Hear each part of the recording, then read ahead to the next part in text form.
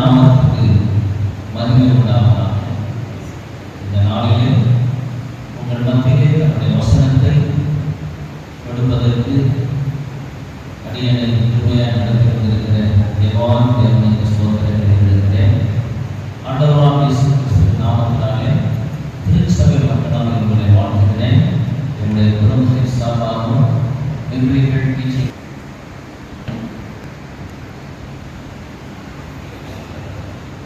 இந்த நல்ல தருணத்தை அடியனுக்கு வழங்கக் கொடுத்த அருமையான திருச்சபை போதகர் ஐயாவை கொடுக்கும் என்னுடைய ஊழியர்கள் குடும்பம் சார்பாக நன்றியை தெரிவித்துக் கொள்கிறேன். ஆண்டவர் நல்லவர். அல்லேலூயா. கர்த்தருடைய நாமத்துக்கு ஸ்தோத்திரம் உண்டாகட்டும். அடியன் ஆண்டவரை அறியாத ஒரு குடும்பத்திலிருந்து 96ஆம் வருஷம் அவரை இரட்சகராக அறிந்து ஏற்றுக்கொண்டு 98வது வருடம் என்னுடைய கல்லூரி படிப்பை சென்னை கரமணியில் இருக்கிற சிபிடி சென்ட்ரல் பாலிடெக்னிக் சொல்லுவோம், பாலிடெக்னிக் அதில் 98ல் ஸ்டடீஸ் முடிச்சுட்டு 2 ஆண்டுகள் இந்துஸ்தான் வேதாந்த கல்லூரியில் படித்ததை செய்தால் கடந்த 25 ஆண்டுகளுக்கு மேலாக கர்த்தருக்கு முழுமையாக ஊழியத்தை செய்து கொண்டு வருகிறேன். அடியனுடைய துணைவியாக சிவா அவர்கள் அடியில் வருகிறார்கள். ஆண்டுடைய நாமக்காரர்கள் இணைந்து இன்னும் எங்கள் டீம் இருக்காங்க. விவரிகள் டீச்சிங் டீம் ஒர்க்கானாங்க. இந்த தேசத்துக்கு உள்ள வெளியிலும் ஆண்டுடைய பணியை சத்தியத்தை உள்ளபடியே சொல்லி கொடுக்கிற ஊழியத்தை ஊழியர்கள் மத்தியிலும் திருச்சபை மத்தியிலும் செய்து வருகிறோம். இந்த ஊழியர்களுக்காக நீங்கள் நினைவு வரும்போது ஜெபித்துக் கொள்ளும்படி உங்களை அன்பாய் கேட்டு வருகிறேன். நாம் நம்முடைய தியானத்திற்காக 1 பேதுரு 5ஆம் அதிகாரம் 7ஆம் வசனத்தை வாசிக்கிறோம்.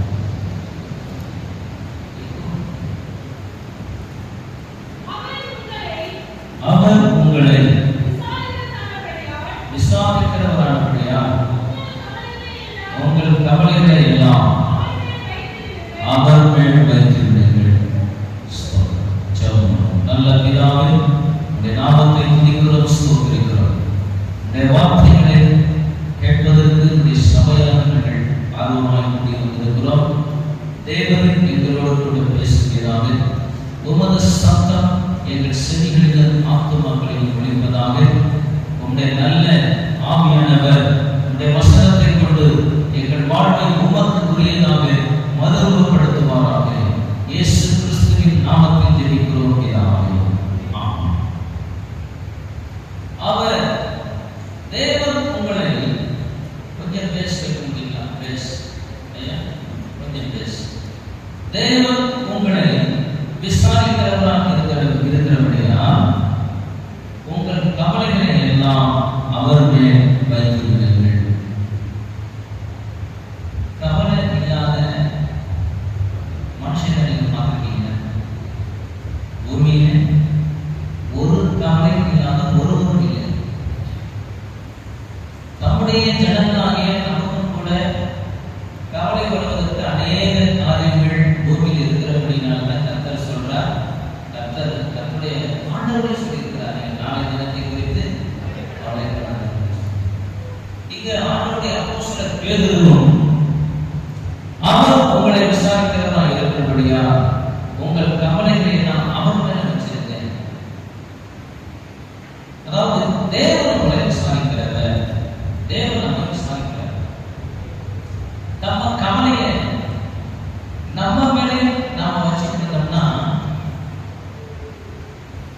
அது நமக்கு நன்மையாக அமையாது.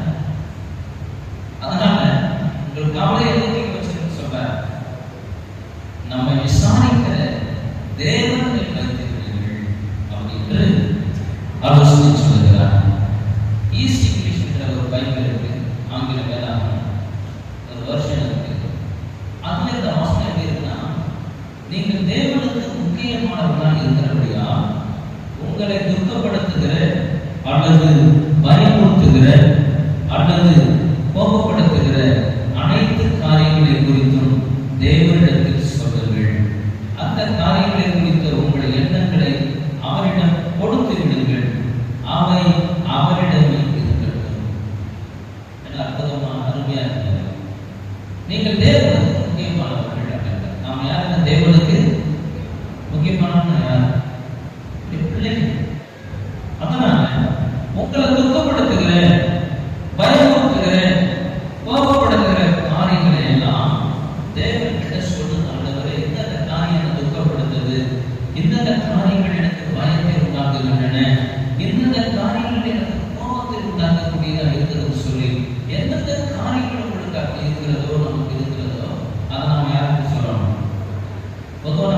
சொல்லிட்டு இருக்கோம்.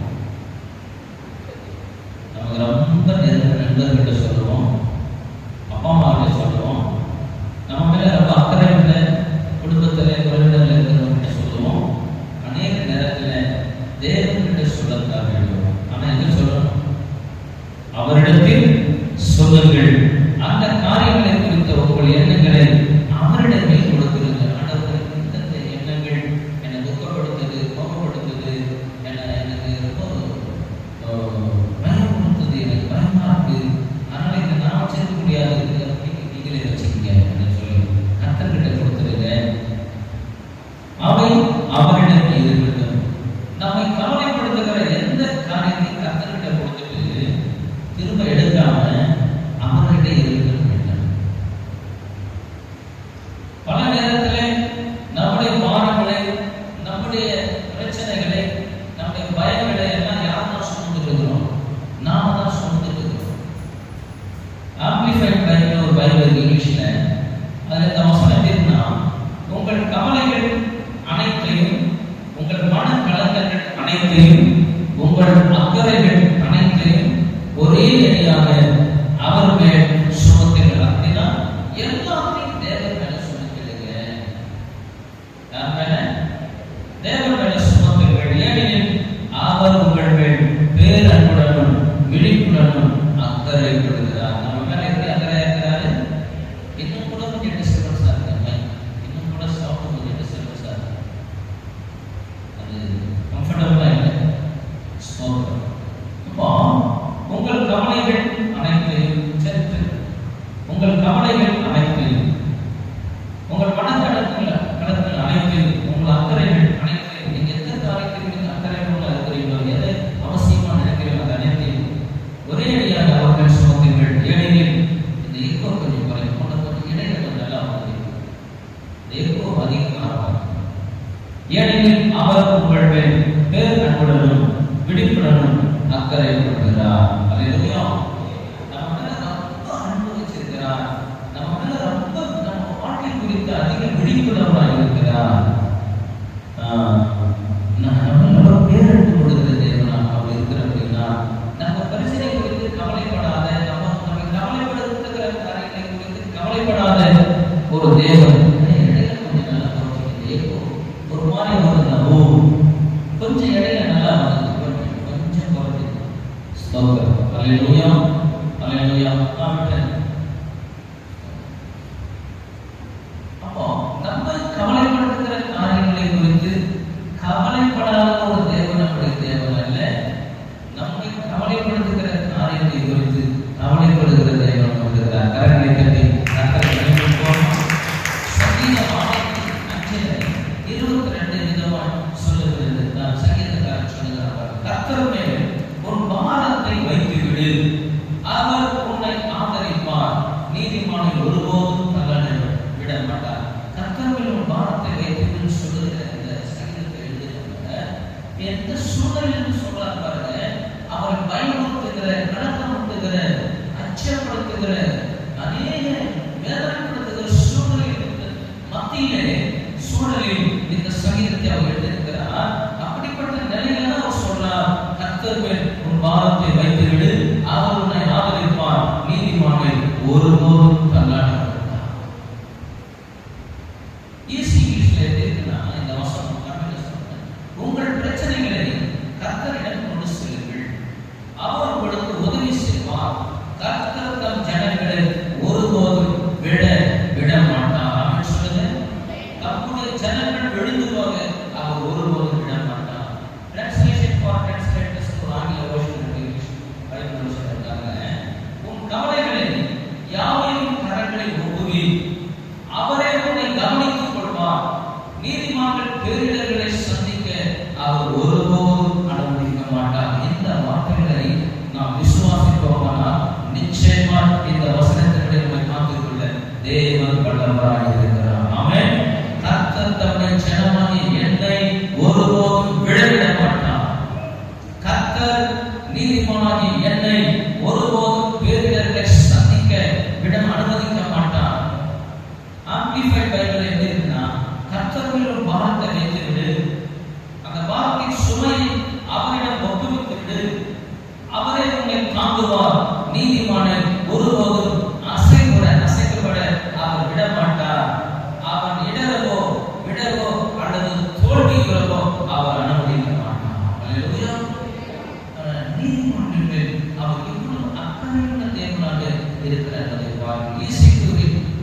டேட் பைபிள் ஒரு ஆங்கில பைபிள் வெர்ஷன் எழுதினா, உங்கள் கவலைகளை ஆண்டவரிடம் ஒப்படைத்தீர்கள், அவரே உங்களை கவனித்துக் கொள்வார், நல்லவர்கள் தோல்வியடைய அவர் ஒருபோதும் விடமாட்டார்.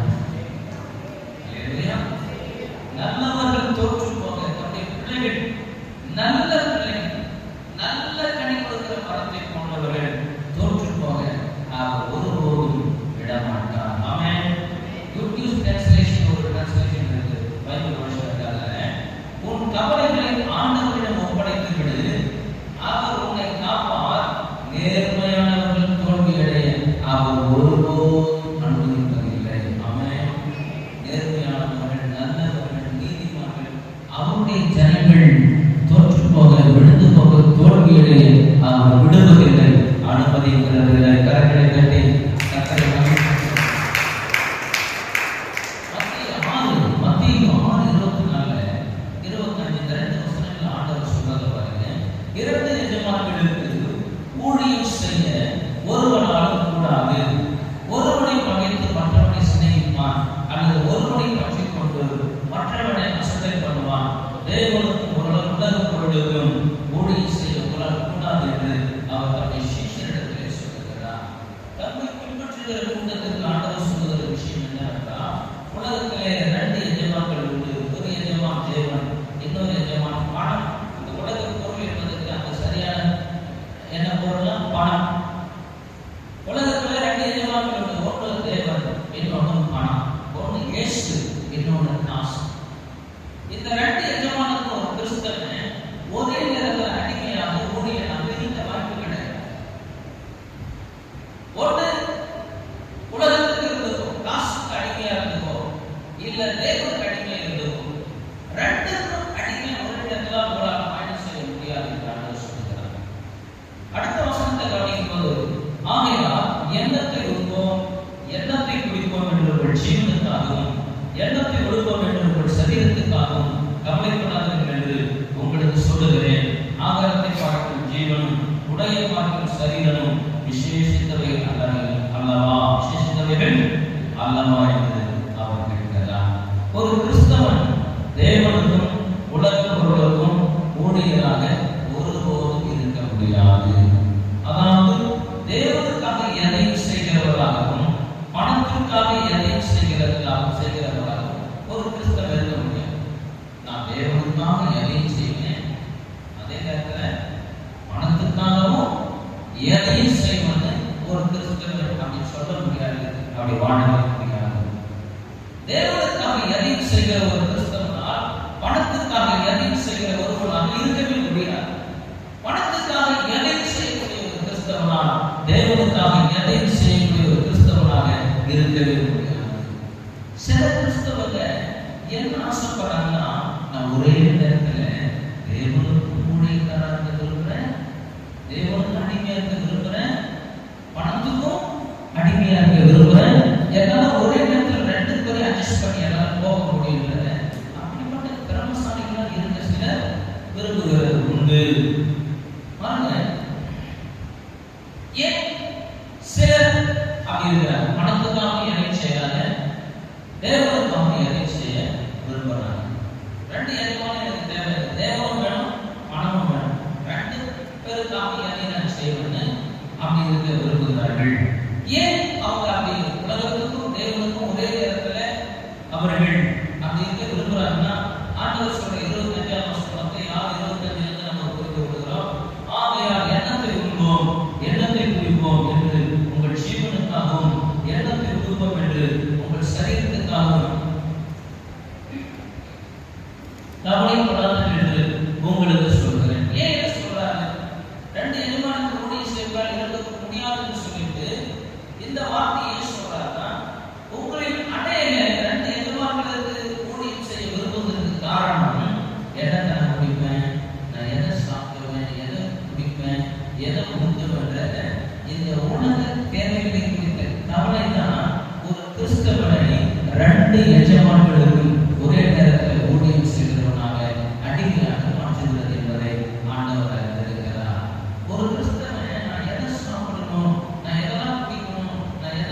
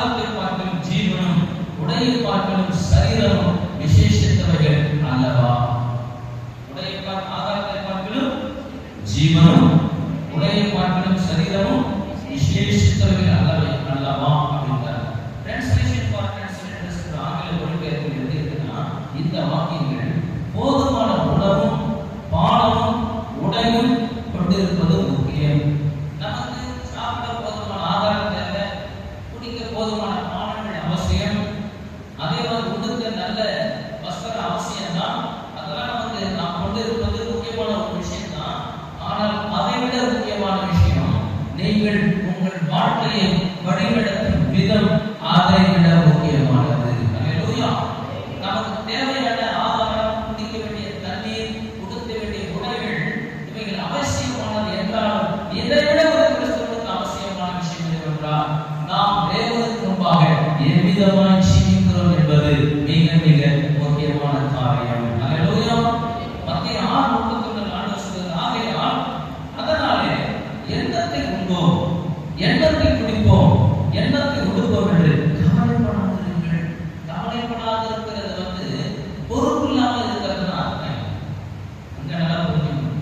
கவலைப்படாம இருந்தா பொறுப்பு இல்லாம இருக்கு அப்படின்னு சிலர்களுக்கு என்ன இல்லை, யாரை பத்தி கவலை இல்லை, எதை பத்தி கவலை இல்லை.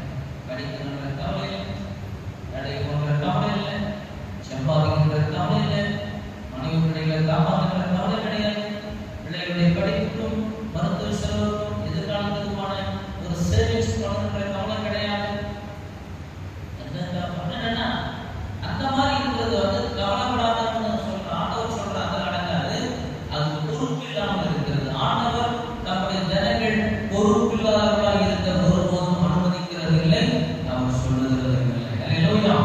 ஆண்டவர் பொறுப்பு இல்லாம இருக்க அப்படின்னு சொல்லல, கவலைப்படாது என்று சொல்லுகிறார். ஆமென்.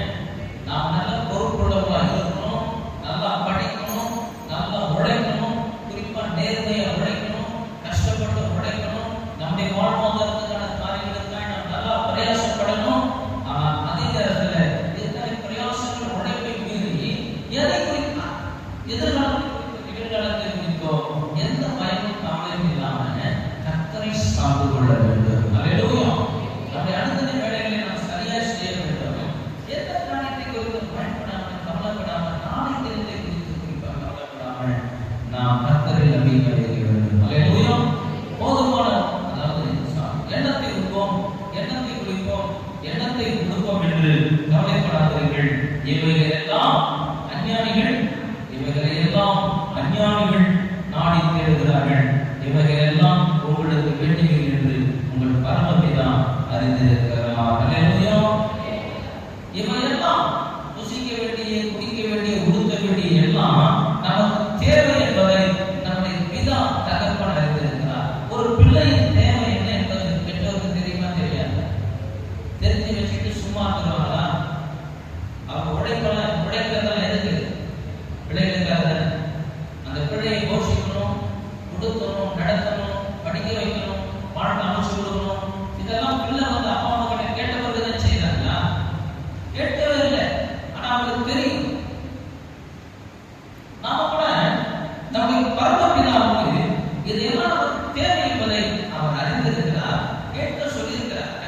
நமக்கு தெரியும், கேட்கக்கூடாது நம்ம எடுத்துக்கிட்டா நாம் கேட்கலாம், தெரியப்படுத்தணும், தேவைகளை தெரியப்படுத்தணும். ஆனா இதை பற்றி கவலைப்படவே கூடாது. அல்லேலூயா.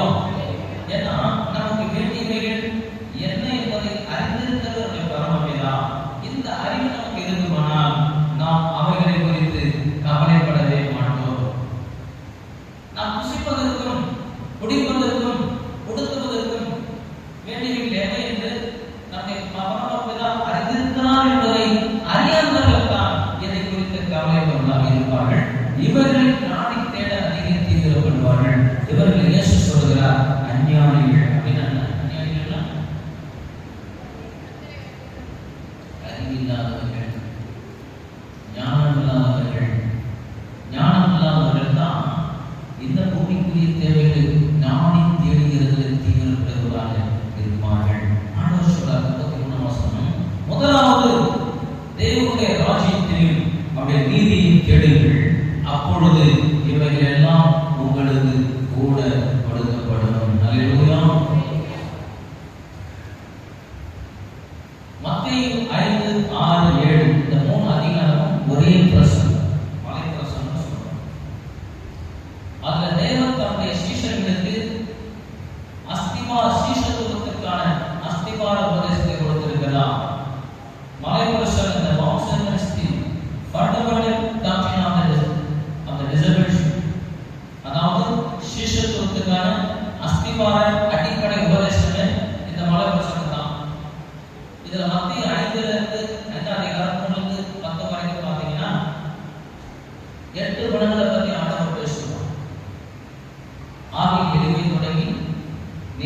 குணம் சொல்லப்படுகிறார். இந்த 8 குணங்களும் அவருடைய சொந்த குணங்கள். அவருடைய சீஷராகி நீங்கள் நாம் அவருடைய குணங்களை உடையவர்களாக இருக்க வேண்டும் என்பதற்காக இந்த போதனை படுத்திருக்கிறார். நீங்க 21 இருந்து 7ஆம் அதிகாரம் 26ஆம் வசனம் வரைக்கும் அப்படியே இப்ப வாசிக்க வேண்டாம், வீட்டில் நல்லா படிச்சு பாருங்க. இந்த 8 காரியங்களை உடையவர்கள், தம்முடைய இந்த 8 குணங்களை உடையவங்க எப்படிலாம் நடந்துக்குவாங்க, எப்படி சமூகத்துல நடைமுறை வாழ்க்கையில் நடந்துக்கணுன்றத விளக்கமா சொல்லியிருப்பாங்க. நீதி பங்கு முதலாவது தேவனுடைய ராஜ்யத்தின் நீதி கேளுங்கள் அப்படின்னு அவங்க என்ன சொல்லுவாங்கன்னா, அது சுருக்கமா சொன்னால் அது சரியான பொருள். என்னுடைய சாயலாக மாறுவதற்கு முதலிடம் கொடுங்கள், என்னை போல மாறுவதற்கு, என்னுடைய குணங்களை உடையவர்களாக இருப்பதற்கு முதலாவது பிரயாசப்படுங்க. என்னுடைய குணங்களை உரிமையாக சுதந்திரிக்க, என்னுடைய குணங்களை உடையவர்களாக மாறுவதற்கு அந்த காரியத்தை செய்ய தீவிரப்படுங்கள். அதற்கு முதலிடம் கொடுங்க, அதை முதல்ல கவனத்தில் வைங்க. அப்படி நீங்க செய்வீங்கன்னா தேவன் செய்வார்னா, தேவனுடைய ராஜ்யத்தின் நீதி நாம் முதலாவது கேளும்போது தேவனை முதல்வர் அவருடைய ராஜ்யத்தையும் கொடுப்பார், அவருடைய நீதியையும் கொடுப்பார். ஆமென். அதோடு கூட சேர்த்து இந்த பூமியிலே நாம் புசிப்பதற்கும் குடிப்பதற்கும் கொடுப்பதற்கும் வேண்டியவர்களை நிச்சயமாக தருவார். கரங்களை தட்டி கற்பனை ஆண்டவராக இயேசு சாயலாக மாறுவதற்கு, அவருடைய குணங்களை உடையவர்களாக மாறுவதற்கு கொஞ்சமும் பிரயாசப்படாத எந்த ஒரு கிறிஸ்தவனுக்கும் தேவன் இவைகளை அவர் கொடுப்பார் என்பதற்கு உத்தரமாக கிடையாது. கொடுப்பார் என்பதற்கு நிச்சயம் கிடையாது. ஆண்டவரை போல மாறுவதற்கு பிரயாசப்படுகிற கர்த்தருடைய பிள்ளைகளுக்கு அவர் நிச்சயமாக புசிக்கவும் குடிக்கவும் உடுக்கவும் வேண்டியவர்களை அவர் தருவார் என்பதில் எந்த ஐயமும் கிடையாது. இயேசுவின் குணங்களை உடையவர்களாக தேவனுடைய ராஜ்யத்தின் நீதியை தேடுவதாகும். இயேசுவை போல மாறுவதற்கு கிறிஸ்தவர் முதலிடம் கொடுக்க வேண்டும். தேவனுடைய ராஜ்யத்தின் நீதியை தேடுகிறவர்களுக்கு தேவன் தமது ராஜ்யத்தின் நீதியை கொடுப்பார். அதோடு உண்ணவும் குடிக்கவும் உடுக்கவும் வேண்டியவர்களை நிச்சயம் கொடுப்பார் என்பதை நாம் மறந்துவிடக்கூடாது.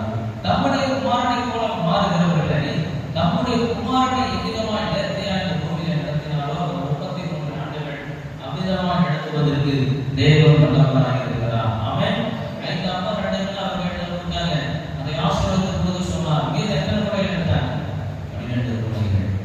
தம்முடைய குமாரன் அப்படிப்பட்ட கிரியைகளை செய்ய தேவன் நம்மை நிறைவாக்குவதற்கு, மீதம் எடுக்கிற கிருபைகள் நடத்துவதற்கு அவர் வல்லவராக போதுமானவராக இருக்கிறார். அல்லேலூயா.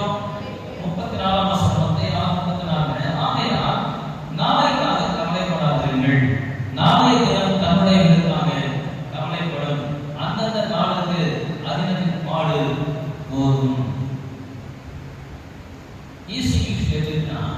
ஆகவே நாளை என்ன நடக்குமோ என்று கவலைப்பட நடக்குமோ அப்படின்னு கவலைப்பட வேண்டாம்.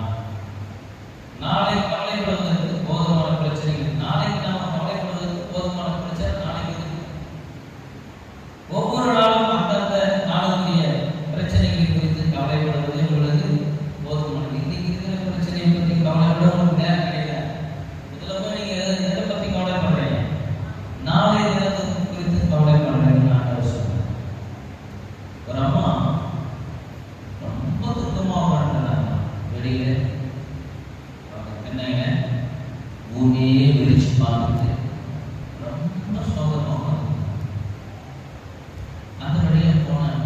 என்னம்மா ஏமா நீ ஒரு மாதிரி உட்காந்துட்டு பூமியை விரிச்சு பார்த்துட்டு ரொம்ப துக்கமா இருக்கிற மாதிரி இருக்கு, என்ன பிரச்சனை சொல்லுவாங்க. சொல்லும்போது எனக்கு ஒரு பிள்ளை இருக்கிறா, அவன் கல்யாணத்தை பத்தி தான் ரொம்ப தீவிரமா யோசிச்சுக்கிறேன்.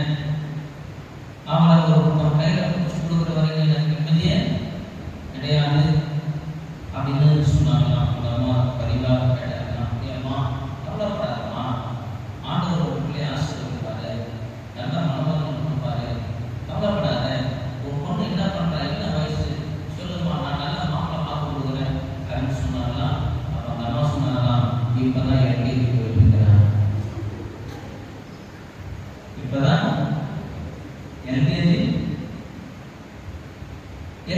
போற பிள்ளைக்கு கல்யாணம் ஆகி எத்தனை வருஷம் ஆகும்? குறைஞ்சது சொல்லுங்க பார்க்கலாம்.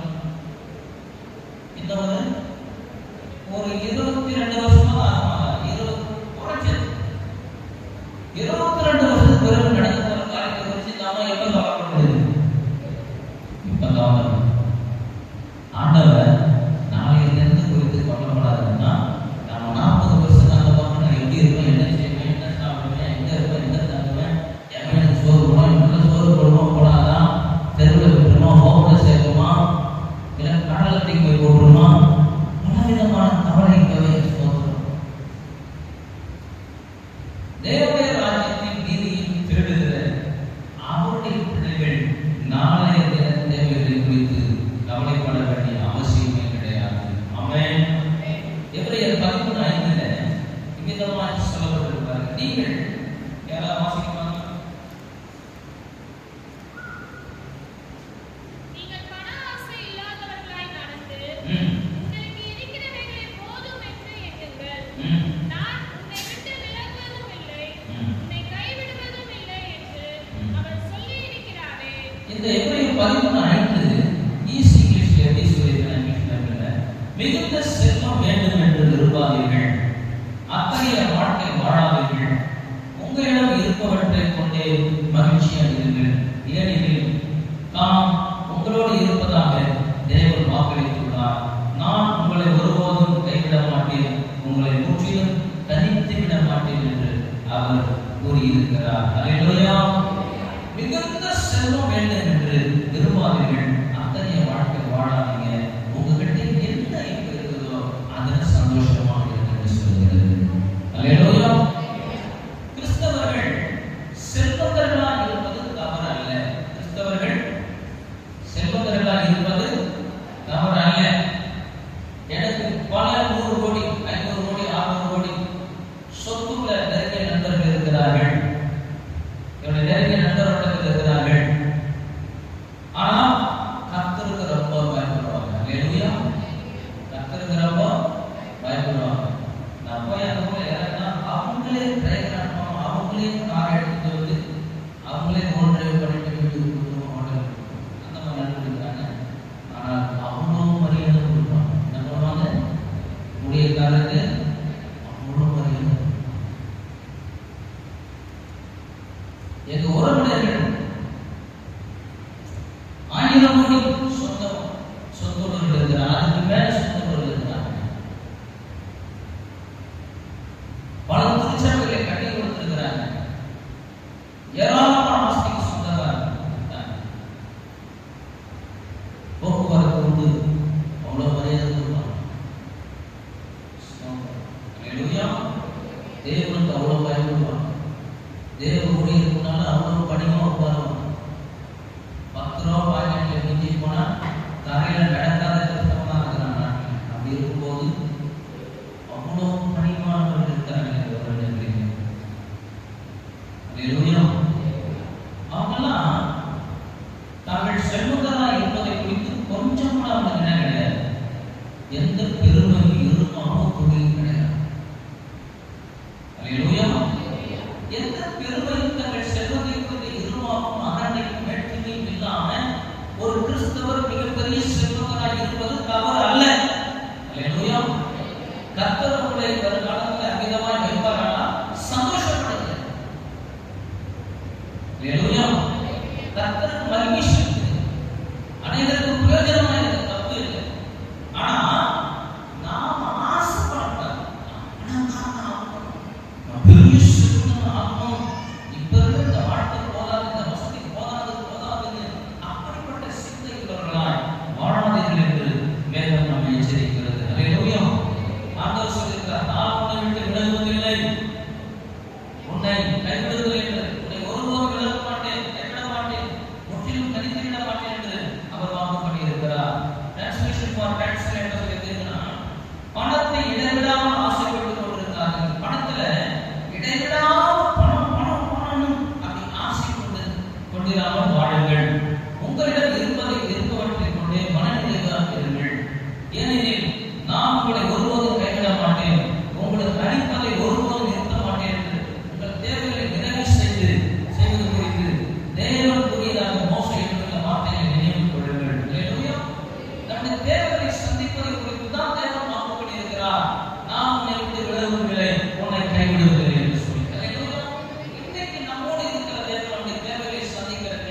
இன்றைக்கு நமக்கு தேவை என்னவோ அதை சந்திக்க நம்மோடு இருக்கிற தேவன், நாளைக்கு நமக்கு தேவை என்னவோ அதை சந்திக்க நம்மோடு இருக்கிற என்பதை நாம் மறந்துவிடக் கூடாது.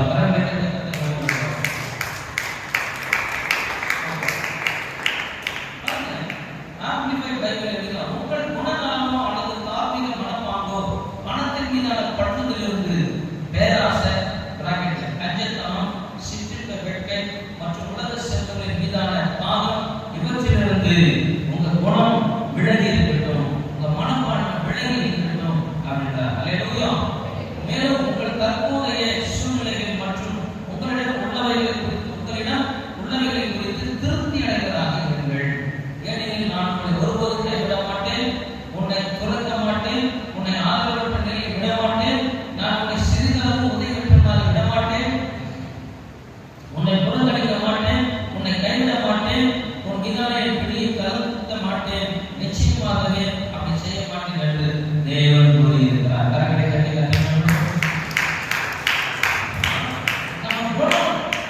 நம்முடைய குணநலங்கள், மனப்பான்மை, சிறந்த ஆர்வம், பணத்தின் மீது அதை பற்றி கொண்டதாக இருக்கிறது.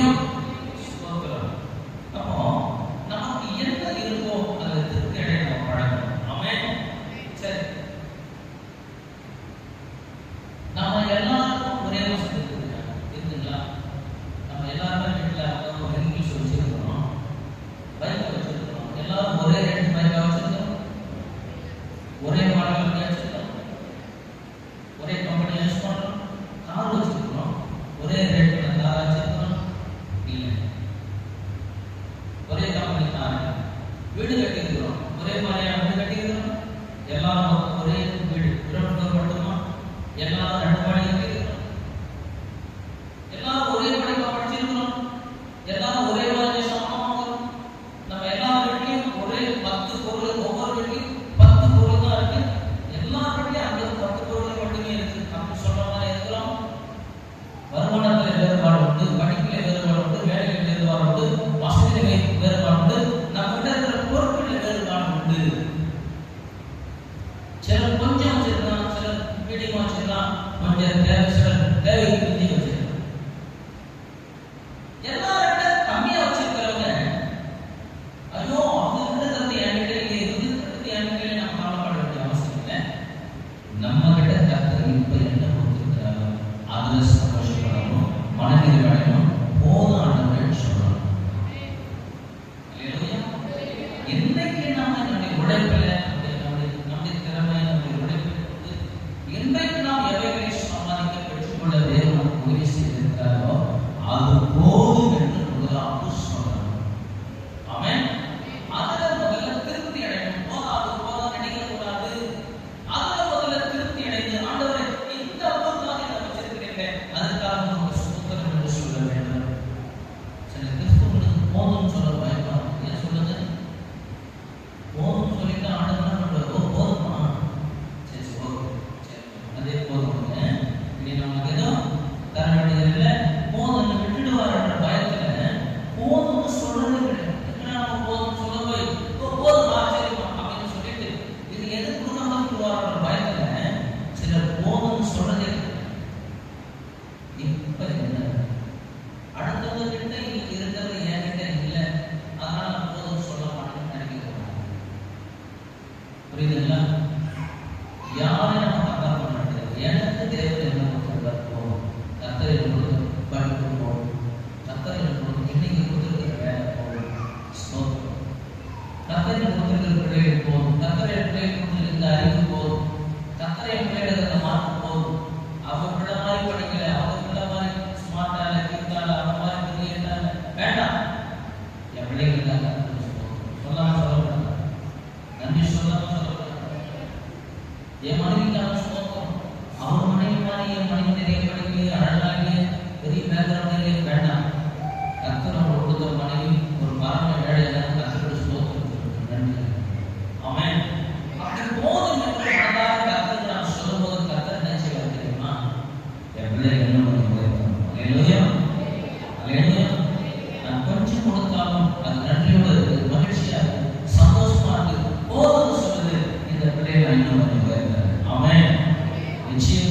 கர்த்தர் போதும் என்றவர்களை தேவன் அற்புதமாக நடத்துகிறதை நாம் பார்க்க முடியும். 1 தீமோத்தேயு 6ஆம் அதிகாரம் 6ஆம் வசனத்திலே இப்படி சொல்றார், அவங்களுக்கு போதும் என்கிற மனதோடு கூடிய தேவ பக்தியே மிகுந்த ஆதாயம். பைபிள் இன்வெஸ்டிகேஷன் ஒரு பைபிள் டிரான்ஸ்லேஷன்ல இருக்கிற வசனம், மன அமைதியுடன் கூடிய உண்மையான விசுவாசம் மிகுந்த பயன் தருவதாகும். அல்லேலூயா. மன அமைதியுடன் கூடிய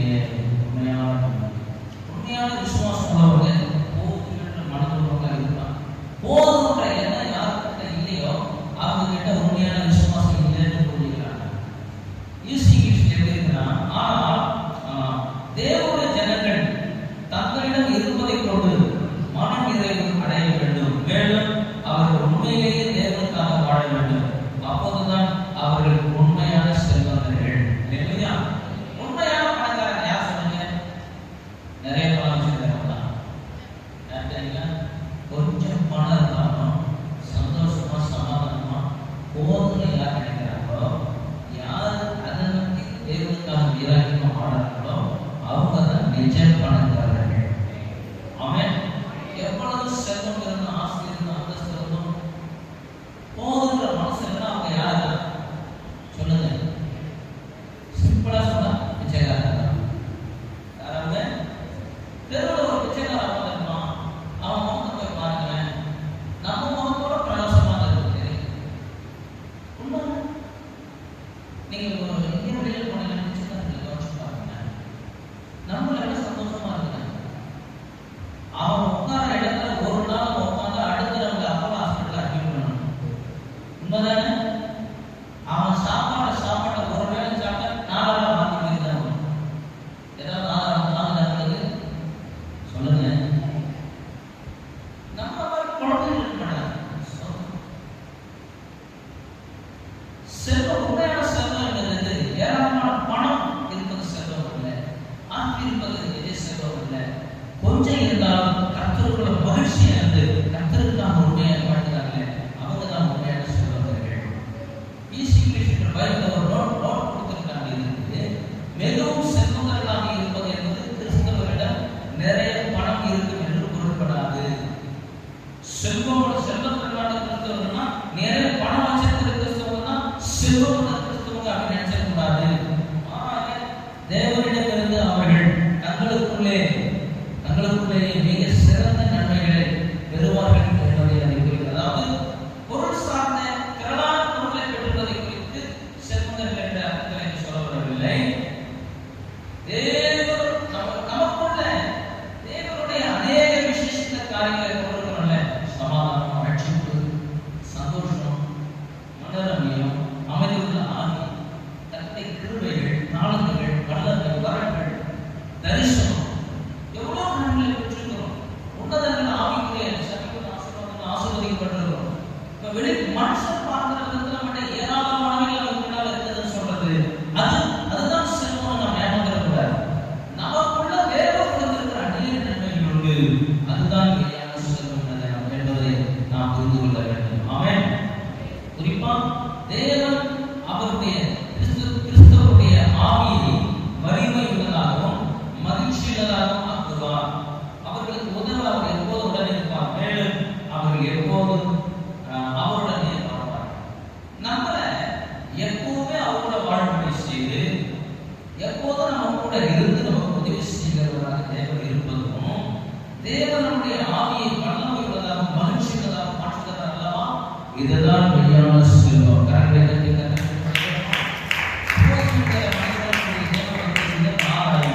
ஒரு வேதாகமத்தில் இங்கிலீஷ்ல பைபிள் எடுத்துக்கினா, நாம் நம் வாழ்வை தேவனுக்கு பிரியமான வகையில் அமைத்துக் கொண்டு நம்மிடம் இருப்பவற்றை கொண்டு மன நிறைவுடன் வாழும்போது நாம் உண்மையிலேயே பெரும் நன்மையை பெறுகிறோம். அல்லேலூயா. ஆம்பிளிஃபைட் பைபிள் எடுத்துக்கினா, தேவபக்தி என்பது உண்மையில் மக்கள் மிகுந்த செல்வந்தர்களாக ஆகுவதற்கான ஒரு வழியாகும். தேவபக்தி தான் நாம் உண்மை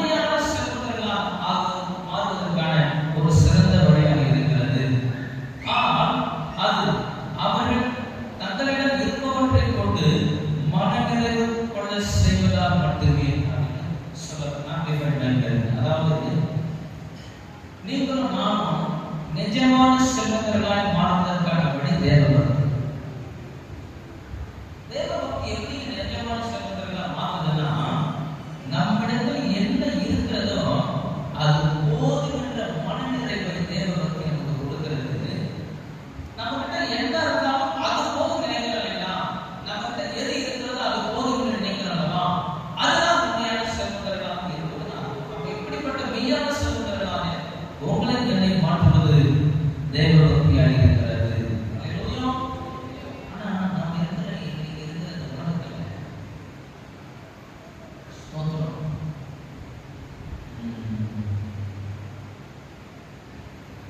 நான் சுத்தி பார்த்தேன். நம்ம வீடு ஒரு ரோட்டி வீடோ இல்லை வாடகை வீடோ சாதாரண இருக்கு. நம்ம சுற்றி 3 மாடி 4 மாடி 5 மாடி 10 மாடி 18 மாடி 20 மாடி அப்படி எழுதும்போது நமக்கு எப்படி இருக்கும்? நம்ம வேண்டிப்பாமோ அவங்க வேண்டிப்பாமோ.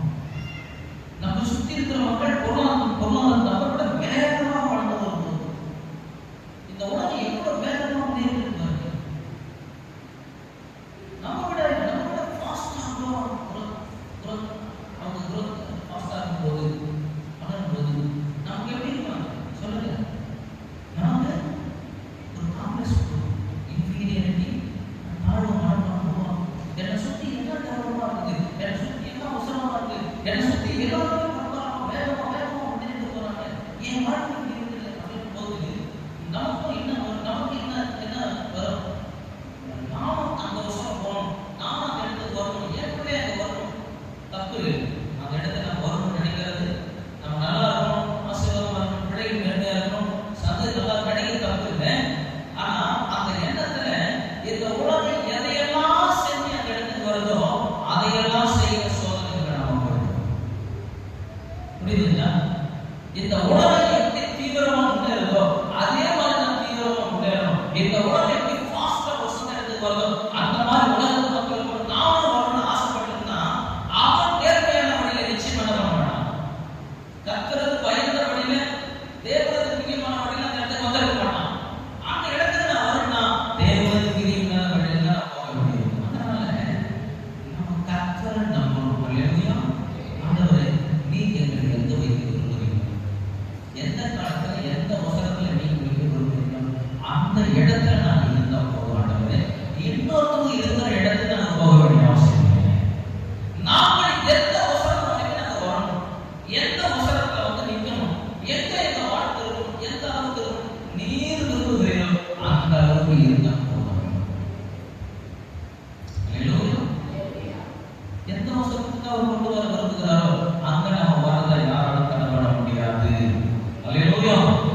7ஆம் வசனம், இந்த உலகத்திலே நாம் ஒன்றும் கொண்டு வந்ததில்லை, இதிலிருந்து ஒன்றும் கொண்டு போக போவதில்லை, உண்ணவும் கொடுக்கவும் உண்டாயிருந்தால் அது போதும் என்று கடவுள். இந்த உலகத்தில் வரும்போது எதையும் எடுத்துட்டு வந்ததில்லை, போகும்போது ஒன்றையும் கொண்டு போக போவதில்லை. மத்திய சில ஆண்டுகள் உலகத்தில் ஒரு குறுகிய காலம். பிபி உண்ணவும் கொடுக்கவும் உண்டாயிருந்தால் அது போதும் என்று கடவுள் வசனம். நமக்கு உண்ணவும் தலைக்கு மேலே ஒரு கூரை இருந்தால் அதுவே போதும் என்று இருக்க வேண்டும். இன்னொரு பைபிள் ஸ்மித் லிட்டரேச்சர் டிரான்ஸ்லேஷன் ஆங்கில பைபிள் இருக்கிறது. என்னன்னா, உணவும் உடையும் உடையதால் இவைகளை கொண்டு நாம் மனநிறைவு கொள்வோமாக. அப்ப என்ன இருந்தா போதும்? சாப்பிடவும் கொடுக்கவும், அதுக்கு மேல தந்த ஒரு கூரை இருந்தா போதும், நமக்கு மேல தந்ததுக்கு ஒரு கூரை இருந்தா போதும்.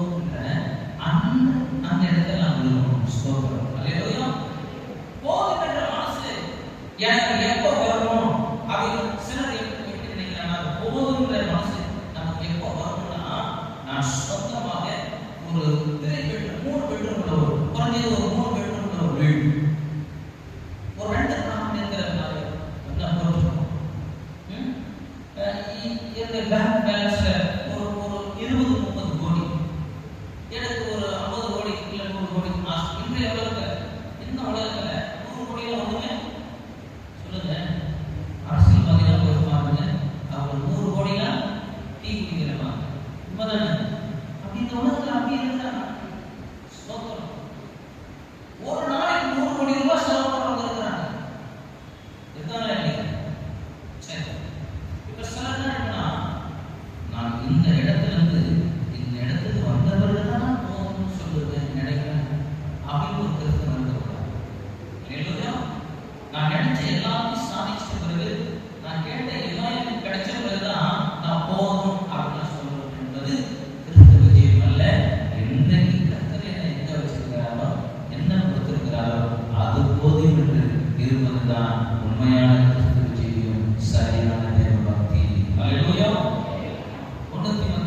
9 இப்படி சொல்றார், ஐஸ்வர்யமாக விரும்புகிறவர்கள் சோதனையிலும் கண்ணியிலும் மனசரை கேட்டிலும் அழிவிலும் அழுத்துகிற மறியலும் சேதமான பலவிதமான செய்தியை விழுகிறார்கள்.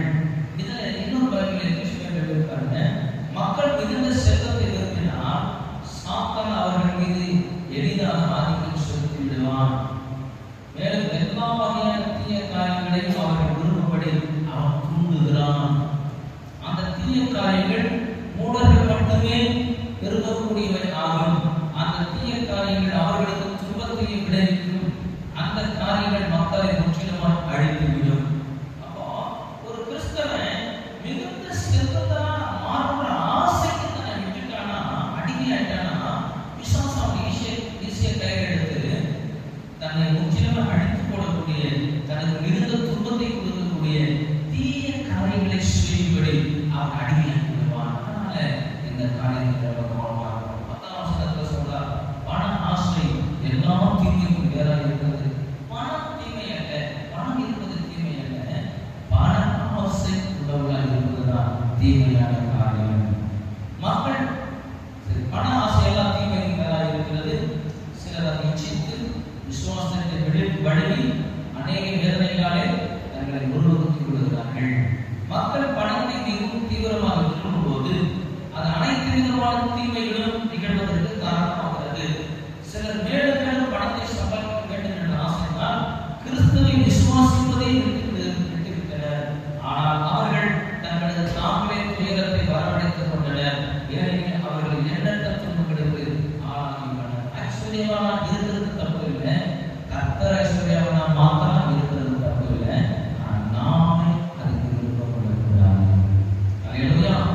நமக்கு பணம் பொதுவான பணமும் தேவைக்கு மிஞ்சி இருக்கிறது தப்பு அல்ல. ஆனால் பணக்காரனாகிற ஆசை வெறியும் இருக்கக்கூடாது. அல்லேலூயா. ஸ்தோத்திரம். இந்த ஆலோசனை கொடுத்துட்டு சொல்றார் 11:12, நீயோ தேவனுடைய மனுஷனே எவைகளை ஐஸ்வர்யவானாக வேண்டும் என்ற விருப்பத்தை விட்டு ஓடி, பண ஆசை விட்டு ஓடி, நீ தேவ மனுஷனாக இதை செய். ஓடி நீதியையும் தேவபக்தியும் விசுவாசத்தையும் அன்பையும் பொறுமையும் சாந்தகுணத்தையும் அடைய வேண்டும். நீங்கள் தேவனுக்காக வாழும் மனிதர். எனவே இந்த தீய காரியங்களுடன் உங்களுக்கு எந்த தொடர்பும், பண ஆசையோடு ஐஸ்வர்யவானாக என்ற விருப்பத்தோடும் உங்களுக்கு எந்த தொடர்பும் இருக்கக்கூடாது. எப்போதும் சரியானதை செய்ய முயற்சி செய்யுங்கள். தேவனுக்காக வாழ்ந்தவர்கள் விசுவாசியுங்கள், மற்றவர்களை நேசியுங்கள், கிறிஸ்துவுக்காக தொடர்ந்து தைரியமாகவும் பலமாகவும் இருங்கள். மேலும் மற்றவரிடம் கனிவாக நடந்து கொள்ளுங்கள் என்று வேதாகமத்தில் சொல்லப்பட்டது ஆங்கில பைபிளில். 12ஆம் வசனம், இன்னும் ஒரு நிமிஷம். விசுவாசத்தில் நல்ல போராட்டத்தை போராடு. 12ஆம் வசனம் 26 நித்திய ஜீவனை பற்றிக்கொள். அதற்காகவே நீ அழைக்கப்பட்டால் அநேக சாட்சிக்கு முன்பாக நல்ல அறிக்கை பண்ணினமாக இருக்கிறார். நீ ஒரு நல்ல போராட்டத்தை போராடுவதை போல இருக்க வேண்டும். கிறிஸ்துவுக்காக வாழ்வதை தடுக்கக்கூடிய எல்லாவற்றையும், குறிப்பாக ஐஸ்வர்யவானாக வேண்டும் என்ற விருப்பம், பணக்காரனாக வேண்டும் என்ற விருப்பத்தை எதிர்த்து நீ போராட வேண்டும். அப்பொழுது நீ நிச்சயமாகவே எப்பொழுதும் தேவனுடன் வாழ்வான். தேவன் நம்முடன் வாழ்வதற்காக தமிழன் வாழ்வதற்காக உன்னை தேர்ந்தெடுத்தார். மேலும் கிறிஸ்துவை பற்றிய உண்மையான காரியங்களை நீ நம்புவதாக சொன்னார். அநேகர் முன்னிலும் நீ அமிதமாக அறிக்கையிருக்கிறாய் என்று ஒரு ஆங்கில வருகிறது. அப்போ தேவனால் பரமத்துக்கு அழைக்கப்படுகிற நாம், நித்திய ஜீவனுக்காக தெரிந்து கொள்ளப்பட்டிருக்கிற நாம எதை விலகி ஓட வேண்டும், எதை நாட வேண்டும் என்று பவுல் சரியாக நம்ம சொல்லிக் கொண்டிருக்கிறார். அல்லேலூயா. இந்த வார்த்தைகளை கேட்ட கர்த்தருடைய பிள்ளைகளே, இறுதியாக நம்ம மனதில் நாம் பதித்துக் கொள்ளக்கூடிய காரியம், போதிக்கிற மனது இருந்தால் ஐஸ்வர்யவானாக வேண்டும் என்ற விருப்பத்திற்கும் பண ஆசைக்கு தரிசிக்கலாம். அல்லேலூயா. யாருக்கெல்லாம் போதுன்ற மனசு இருக்கோ, ஐஸ்வர்யவானாக வெறி ஆசைக்கும் பணக்காரனாக ஆசைக்கும் தப்பி விடலாம். ஐஸ்வர்யவானாக விருப்பத்திற்கு தப்பினால் சோதனையிலும் கண்ணியிலும் மனுஷனை கேட்டிலும் அழிவிலும் அமர்த்துகிற பதிவுகள் சேதமான பல இச்சைகளுக்கு தப்பலாம். பண ஆசைக்கு தப்பலாம். பண ஆசைக்கு தப்பிச்சிட்டோம்னா விசுவாசத்தை விட்டு வழி அநேக வேதனைகளாலே நமக்கு உருவப்படுத்தி கொள்கிற காரியத்திலிருந்து தப்பிச்சுக்கலாம். போதும் இருக்கிற மனசு, தேவனோடு தேவன் நம்மோடு இருக்கிறார்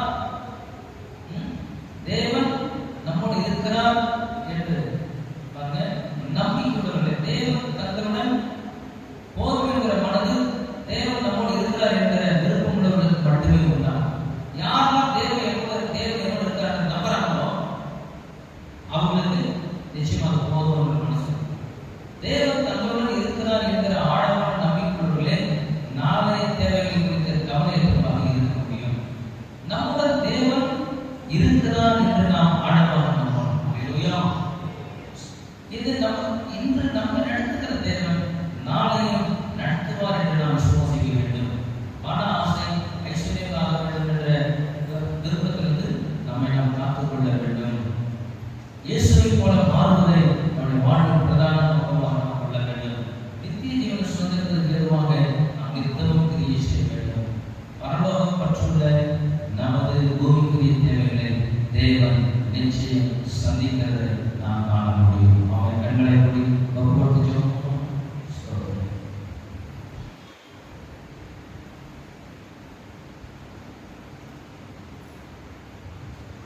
அவர் உங்களை விசாரித்து வரமுடியா உங்கள் கவலையெல்லாம் அவர்களை பதிவுகள்.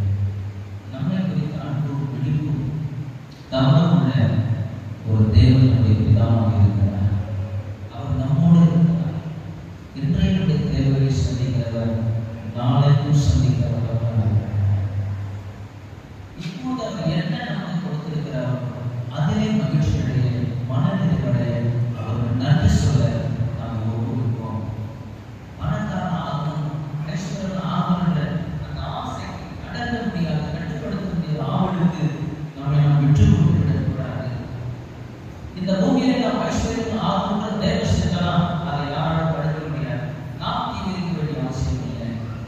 இந்த பூமியிலே தேவையில்லை, தேவைக்கு பணம் மற்றவருக்கு உதவி செய்ததாக தேவைக்கு பணத்தை கற்று நம்ம கொடுக்கணும் இந்த விரும்பினார்னா அதை யாரும் தடுக்க முடியாது. ஆனால் நாம் ஆசை வேண்டாம். போதும் என்ற பணத்திற்கு தெய்வத்திற்கு இருந்த ஆமாம். நம்முடைய பூமிக்குரிய தேவைகளை குறித்து கவலைப்பட்டு பரலோகத்துக்கு ஆயத்தமாக காரியத்தை நாம் தெரிந்து விடக்கூடாது. பரலோகத்துக்கு தகுதியானவர்களாக நாம் ஆண்டுடைய சாயாக மாற்றப்படுகிற காரியத்தை முதலிடம் கொடுப்போமானால் இந்த பூமிக்குரிய தேவைகளை குறித்து கவலைப்பட வேண்டிய ஒவ்வொரு ஆண்டவரை நாம் அவ்வளவு போல பார்க்கணும். நித்திய ஜீவனுக்கு எதுவாக பரலோக வாழ்வுக்கு தகுதியாக என் வாழ்க்கை நடந்துவதிலே நான் அதிக பிரயாசப்படாமல் கவலை கொள்ள வேண்டும். இந்த பூமியிலே நீ கொடுத்திருக்கிறது நிறைவடையும். நாளைக்கு என்ன தேவை கொடுக்கிறது நான் நம்பிக்கை வைக்கும். எனக்கு திருவை தான் கேட்போமா? நன்றி தகப்பனே. இந்த நாளிலே பிள்ளைகளோடு பேசும் பார்த்தீங்கன்னா உங்களை புதிய சோதனைகள் நாளைக்கு நாளைக்கு என்ன தேவை என்பதை குறித்து இன்னைக்கு கவலைப்பட்டு இந்த நாளை அவர்கள் வீடுகளை காத்துக்கொள்ள மற்ற இடத்துல இருக்கிறது என்கிட்ட இல்லையே என்று சொல்லி அப்படி ஆண்டவரை கவலைப்பட்டு எனக்கு சந்தோஷத்தை இழந்துட்டாங்க காத்துக்கொள்ளுங்கம்மா. இன்றைக்கு என் தேவனை வைத்திருக்கிற வாழ்வுக்கான ஸ்தோத்திரம், இன்றைக்கு கொடுத்த நன்மைகளுக்கான ஸ்தோத்திரம், நாளைக்கு என்ன தேவையோ அதை எனக்கு செய்வார் என்று மனதிலே நிம்மதி, மகிழ்ச்சி, தைரியத்தை, விசுவாசத்தை கொடுக்கிறார்கள். இந்த பூமிக்குரிய காரியங்களுக்கு கவலைப்படுவது பரலோகத்தை குறித்து அங்க போவதற்கு தகுதி கொடுக்கிற காரியங்களுக்கு அதிக விருப்பம் கொள்ள, அதிக மனது வைக்க பிரயாசப்பட தொடர்ந்து கூட இருந்து அற்புதமாய் ஆதிசயமாக நடத்தின உங்கள் கணவரை முழு திருச்சபை கொடுக்கிறேன். இயேசு கிறிஸ்து